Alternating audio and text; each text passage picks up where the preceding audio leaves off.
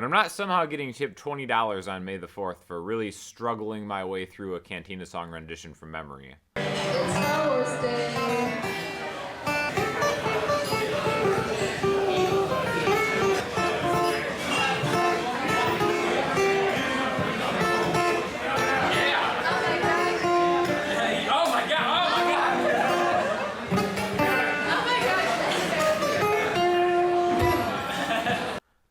To answer questions and comments that I get on YouTube, so let's get to it. Depending on context, probably easier to think of it as a first inversion of F minor major 13. You never want to have multiple suspended chords.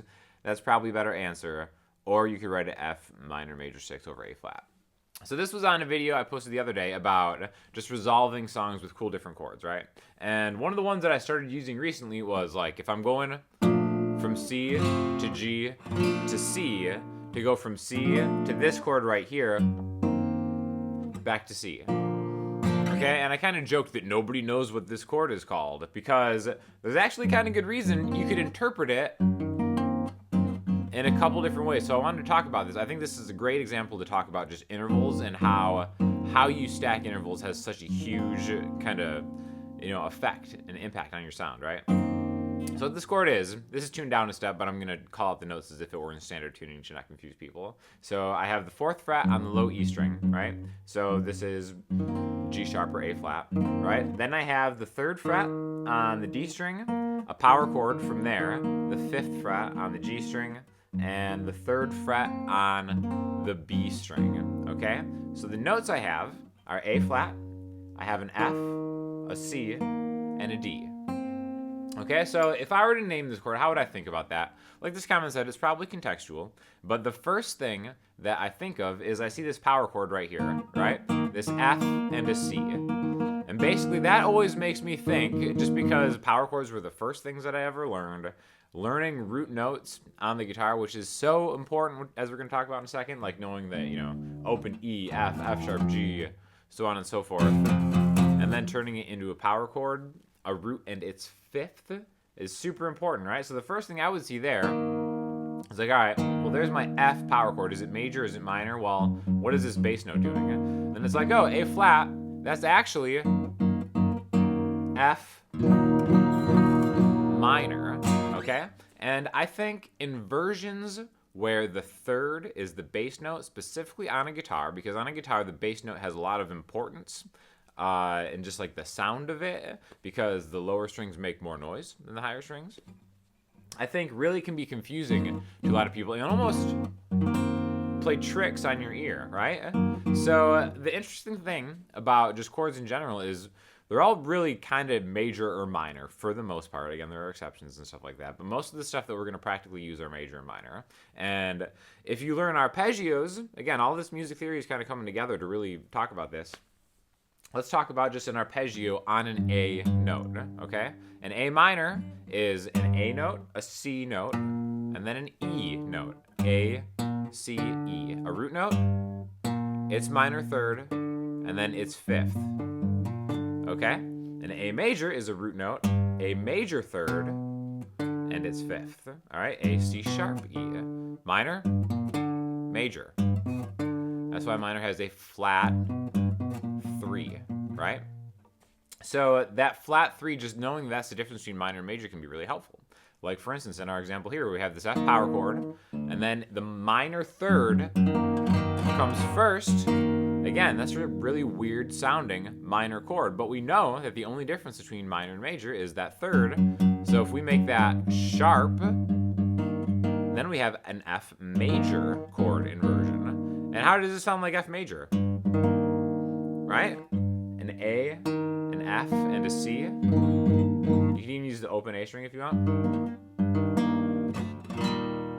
But I think it's like a really useful thing, especially if you're kind of trying to turn like a progression on the side or something like that. And a lot of that just has to do with like, you think of a major chord as being a root note, a major 3rd and its 5th, but you can also think of it as being a root note, a major 3rd, and a minor 3rd from its 3rd, right? And then the same thing applies for a minor chord. You can have a root note, a minor 3rd, and since it's flattened, the distance between that minor 3rd and the root note's 5th is actually a major 3rd, okay? So Basically, all this really means is that you can really manipulate the sound of something by just putting a third in the bass. Again, that's what's called an inversion. You call that the first inversion of something like that. And I think those chords are really valuable to know because especially when you use them out of key, it really just has like such a cool sound effect, right? And again, so basically, if you want to watch that video I posted the other day, check that out because it's talking about how you can go from a 1 to a 4 to a 1, C to F to C, or a 1 to a minor 4 to a 1, right? And that just kind of has like a different kind of sound, right? So a minor 4 chord isn't going to be in that key diatonically. So then when you put that bass note in there, it really kind of hammers home the point that you're not really in the home key, but you're just, all you've done is you've just flattened a note that is in there, but it has kind of like an undue importance. And I think it just sounds really cool. So that's what kind of fascinates me as far as like which inversions you choose, how they will have such a drastic impact on your playing. And again, contextually, like what you might want to do is if you're thinking of maybe, oh, I have to get this progression. One question I get a lot is like, what chord should I put in between these two chords? Well, if you have to get from one chord to another, think about maybe going just like chromatically down. Like if I had to, like one example is one of my songs, Peridot, right? The bridge is like.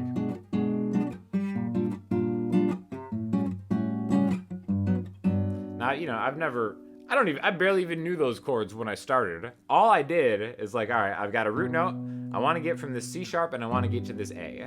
So I'm going to walk it down. So I have C sharp, C, B to A. And then you can just audition different chord voicings around there, right? So that's why it's great to know some of these inversions because maybe that C sharp is a minor 6. And then I'll go to that C, major 7, or major 6, and then B 13 and A major 7, right? But you can really kind of audition a lot of different things, and I think it'll always just kind of make your playing a little more interesting once you kind of combine something very simple like a chromatic descending walkthrough, you're just going down pretty much one note at a time to whatever sounds right, and then just auditioning different chords, and then you don't have to think about the music theory so much, like, oh, you know, like I wish I really knew how to jam this minor 4 chord inversion. And it's like, no, it doesn't work like that. You just kind of go through root notes on a guitar and then audition different chord voicings that you've learned through my channel and other great ones, and then you'll have something that sounds pretty cool.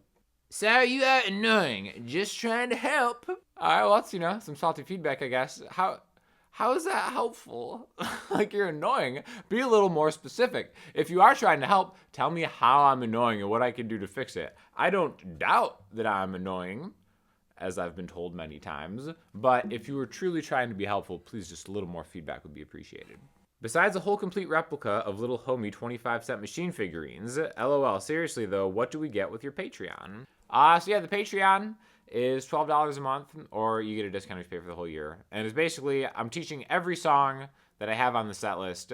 So far, there's 50 song lessons on there, and I think that's like a really great way to kind of just learn a whole bunch of stuff. But aside from that, I have like the first 50, and I add to it every week, or I try to, the first 50 guitar lessons you'll ever need. So it's kind of like just a ordered sequential list of everything that I know. So if you're interested, check it out.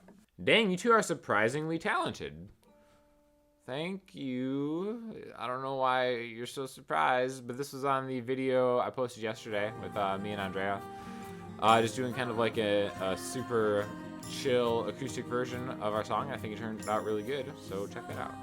You look like you'd run the world's greatest, largest, most fantastic lawn care and landscaping business. All right, I'm finally gonna bite. So this person, I don't know if it's a man or a woman, it's just an avatar of some nicely manicured lawn stuff, has been commenting on every video about how I look like I'd run a great landscaping or lawn maintenance business. And I don't know what it means. Like, is this a compliment? Is this like, oh, you'd make a fine small business owner? Or is this somehow some kind of drag that I don't understand? But again, I'm finally biting. Please tell me what the deal is. Hey Sean, longtime subscriber, nice work with all the vids. Hey, what acoustic guitar amp do you use for gigs, or do you just go to the PA? Thanks, dude. Yeah, so it depends on the gig. I've been using that Fishman Loudbox Artist for some of just like the outdoor smaller busking stuff, and that thing is like fantastic. I absolutely love that thing. We'll probably have another video with that coming up soon. Otherwise, for the majority of the gigs that I do, it's all Bose stuff, right?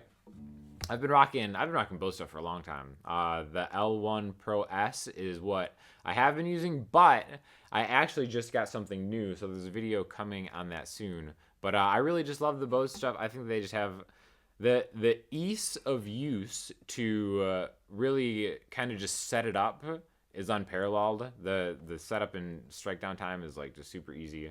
And I think it sounds great. So I'll probably have some more stuff on that coming soon.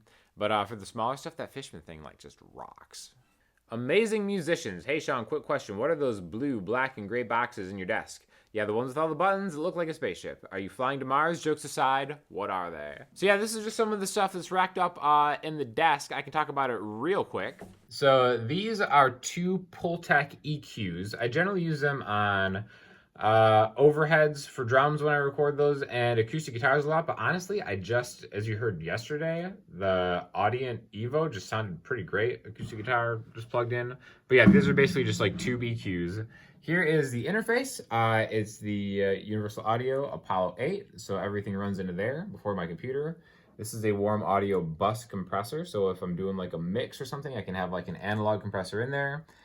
This is the best piece of gear that I own. This is the Universal Audio 6176. It's kind of pricey, but it is a compressor that goes into an EQ. Well, it's a preamp set kind of an EQ that goes into a compressor, and everything just sounds better through there. These are Universal Audio 4710. It's basically 4 preamps, and they all have kind of like little compressors on them that if I'm multi-tracking a bunch of stuff, I use that. And this is a Dangerous Music D-Box that is a hybrid summing setup, so I can do like an analog summing thing. I've got other videos talking about this, but basically it's like, you can do that, you can run different audio sources into it, you can like switch between monitors, it does a lot of stuff, and then this is just a power conditioner, and that's pretty much it. And then hard drives everywhere. All right, so for listening homework, I'm going to throw you to Manchester Orchestra. Definitely just like a really great album, and all the songs are super interesting, and they have like a lot of musical depth to them.